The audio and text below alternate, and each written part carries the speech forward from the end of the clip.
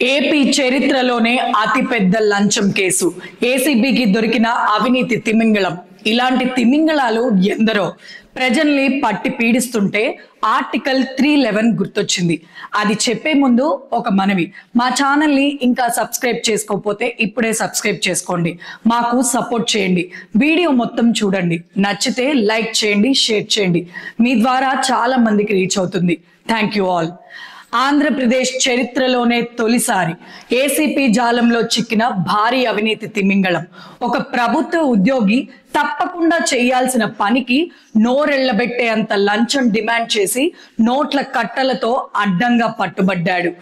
AP tribal welfare department లో chief engineer గా పనిచేస్తున్న సబ్బవరం శ్రీనివాస్ అనే మహానుభావుడు తన అవినీతి ఆట తీరుతో ఏసీపీ రికార్డుల్లోనే కొత్త హిస్టరీ క్రియేట్ చేశాడు.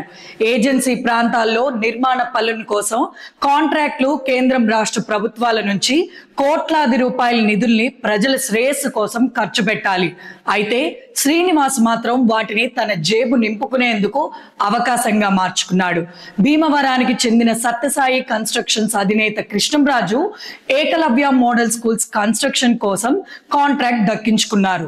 పనులన్నీ పూర్తయ్యాక బిల్లులు ఇవ్వమని ఎన్నిసార్లు అడిగినా చీఫ్ ఇంజనీర్ శ్రీనివాస్ మాత్రం ఫైళ్లను కదలకుండా నిలిపివేసి ఒక షాకింగ్ డిమాండ్ కృష్ణంరాజు ముందు పెట్టాడు.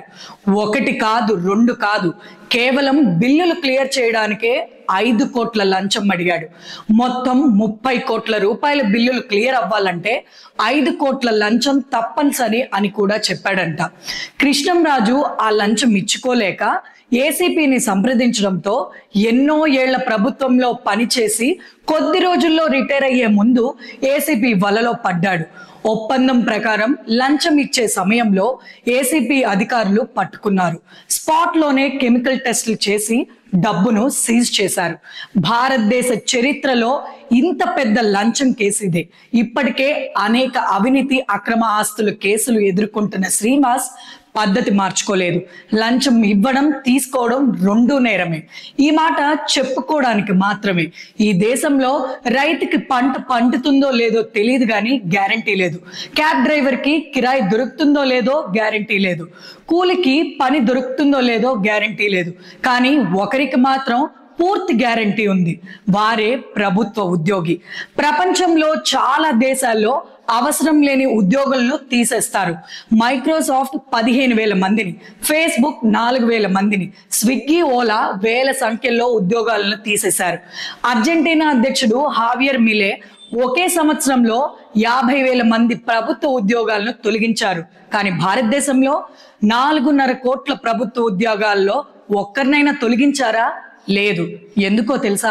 సర్దార్ వల్లభాయ్ పటేల్, డాక్టర్ బిఆర్ అంబేద్కర్ రాజ్యాంగంలో చేర్చిన ఆర్టికల్ 311 ప్రభుత్వ ఉద్యోగాలకు అసాధారణ రక్షణ. అంటే పని చేయకపోయినా లంచాలు తీసుకున్నా సర్వీస్ లో ఉంచాల్సిందే. ఈ రక్షణ అనేది ప్రజల మెడకు బండలా మారింది. సగటు భారతీయుని వార్షిక ఆదాయం 1,14,705 రూపాయలు. కానీ సగటు ప్రభుత్వ ఉద్యోగి దానికంటే 7 నుండి 8 రెట్లు సంపాదిస్తాడు.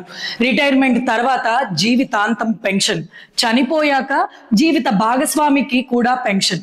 మన పన్నులతో జీతాలు, సదుపాయాలు, బోనస్లు, అవి చాలక సమ్మెలు, ధర్నాలు, పోలీస్ స్టేషన్ లో పని జరగాలంటే, ఆస్తి రిజిస్ట్రేషన్ కావాలంటే, పవర్ కనెక్షన్, బిల్డింగ్ పర్మిషన్ కావాలంటే లంచం లేకుండా కదలదు.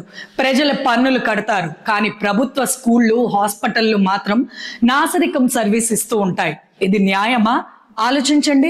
బ్రష్, పేస్ట్, సబ్బు మీద 18% పన్ను, సిమెంట్ మీద 28%, పెట్రోల్ డీజిల్ మీద 100%, బీదోడు తాగే మద్యం మీద ఏకంగా 500% పన్ను. ఇలా ప్రజల నడ్డి విరగ్గొట్టి వచ్చే డబ్బు టైంకి ఆఫీస్కి రాకుండా ముందున్న టేబుల్ మీద కాలేసుకొని కాస్త టైం పాస్ చేసి ఏదో పని కోసం వచ్చే ప్రజల దగ్గర లంచం డిమాండ్ చేస్తూ వీలైనంత తొందరగా ఇంటికి వెళ్ళిపోయే ప్రభుత్వ ఉద్యోగాల రాచరికానికి ఖర్చు పెట్టేస్తున్నారు.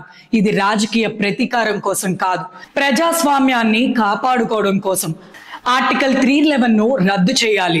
అవసరం లేని లంచగొండి ప్రభుత్వ ఉద్యోగులను తొలగించే విధానం రావాలి.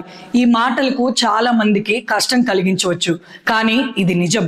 ఒక ఇంటిలో అందరూ ప్రభుత్వ ఉద్యోగులైతే మరి మిగతా వాళ్ళ ఎంప్లాయ్మెంట్ ఎలా?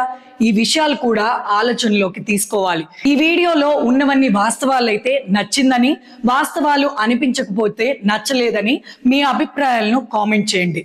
మీ దివ్య, రవి రిపోర్ట్స్.